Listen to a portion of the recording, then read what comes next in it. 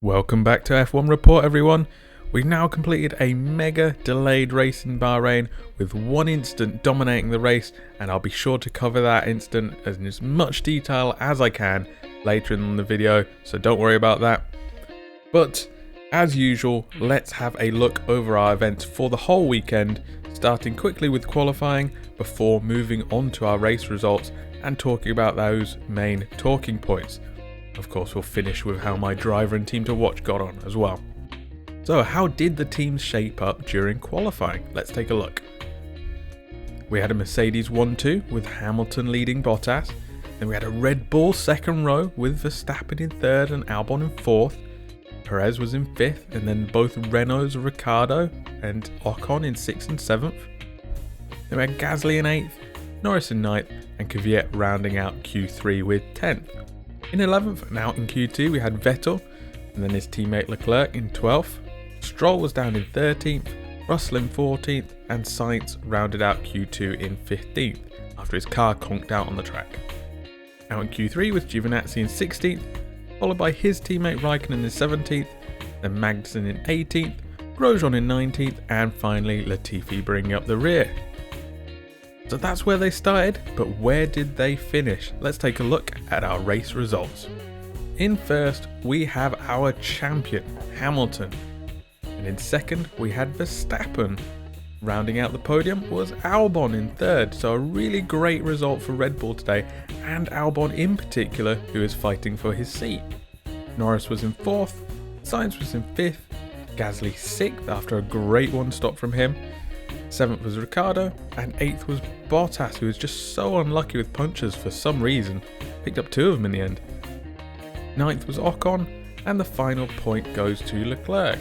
Kvyat took 11th, Russell 12th, Vettel 13th, Latifi 14th, Raikkonen 15th, Giovinazzi 16th, and our final runner was Magnussen in 17th. Our DNFs today were Perez, Stroll, and Grosjean. So let's get stuck into the talking points, starting with that lap 1 incident. There was a massive crash on lap 1 with a huge fireball when Grosjean hit the wall, and of course the race was instantly red flagged. The replays showed that Grosjean's car was literally cut in half by the barrier. It gave me chills to see. I have no idea how he walked away from it, but I am so glad he did. Martin Brundle on commentary said that he's never seen anything like it. I totally have to agree with him. I've never seen a crash like that in my life. The front half of Grosjean's car pierced the middle of the barrier, leaving the front half of the car with Grosjean inside it mangled into the barrier, and the back half of his car was still sat on the side of the track. The reason for the fireball was the car was split down the middle, right where the fuel sits, so that obviously ignited. Grosjean was trapped in the front half of the car in the barrier with the giant fireball all around him, and he somehow managed to get out. I simply can't believe that. Grosjean did manage to gingerly get help to the ambulance. I of course hope he's okay and wish him a speedy recovery.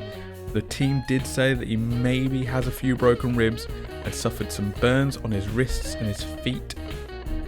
But this is definitely a win for safety in Formula 1. Everything from the chassis protecting his legs from the head-on impact with the barrier, the halo taking the impact from the barrier rather than him taking it on his helmet, of course the fireproofs he was wearing to get out of the car in a giant fireball, and of course the amazingly quick response of the medical team and the marshals to help him out of that situation, because they must have been as shocked as anybody. It could have been so much worse, and it's definitely a life saved by those safety measures. The red flag incident lasted for well over an hour while the barrier was repaired, before a standing start got us back underway. However, on the first lap of the restart we maybe got half a lap in before Kvyat and Stroll went wheel to wheel round a slow corner, and Stroll ended up getting pitched onto his roof, and we had another safety car again. Stroll climbed out without issue, which was obviously great to see, and Kvyat picked up a penalty for his troubles. Bottas had a really bad restart at that point, and dropped 2 places and picked up a puncture, which meant he was all the way back down to 16th. during that safety car. And after that safety car, we actually completed a full lap of racing after nearly 2 hours. So that was great.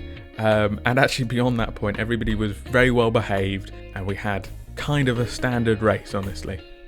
There was, however, some late drama. With 3 laps to go, Perez's engine blew whilst he was in 3rd place. He kept trying to drive it even though there was smoke pouring out the back. But when that smoke turned into a fire, he obviously had no chance and he pulled off to the side of the road. This brought out another safety car, of course, which just then drove us to the end. So, a bad day for Racing Point. They lost both Stroll and Perez in this race. And it had an interesting effect of promoting Albon to the podium, the direct rival of Perez for that Red Bull seat next year. Of course, massive congratulations to Albon to take that 3rd place. He was racing very well, he had a solid day, and of course he needed to be in that position to take advantage, to have that good luck, so well done to him. So that's all the instants for the race. Let's take a look at how my driver and team to watch got on. I'll start with my driver because it ties directly into the instant we've just talked about, because my driver to watch was of course Sergio Perez. I wanted to see if he could get back-to-back podiums and really put himself in that Red Bull shop window. And it looked dead on that he was going to get 3rd place until that final 3 laps. What a shame. My team to watch was Ferrari. They'd snuck into the battle for 3rd place in the Constructors, and I wanted to see if they could continue that good form. And boy was I wrong about that. A super bad weekend for them. What a difference a year makes. They dominated this track last year, and now, So, what's next this season? Well, we stay in Bahrain. Next weekend we'll have the Secure Grand Prix with a slightly different track layout, and honestly, I just hope we don't go through a crash like Grosjean's again. Of course, I'll be covering that race and everything in between, so feel free to subscribe if you'd like to see more. But what did you guys think of the race?